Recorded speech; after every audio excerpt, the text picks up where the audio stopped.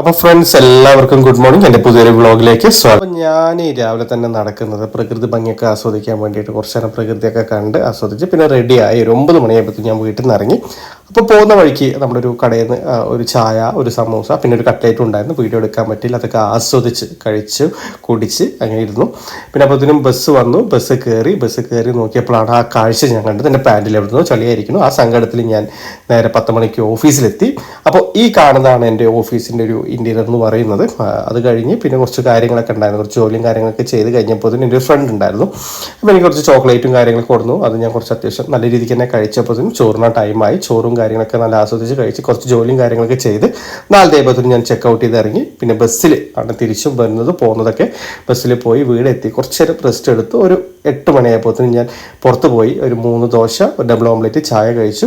പിന്നെ വന്ന് കുറച്ച് പണിയും കാര്യങ്ങളൊക്കെ ഉണ്ടായിരുന്നു. ഒരു 10:45 കിടന്നുറങ്ങി. Good night. നാളെ കാണാം എല്ലാവർക്കും. ബൈ.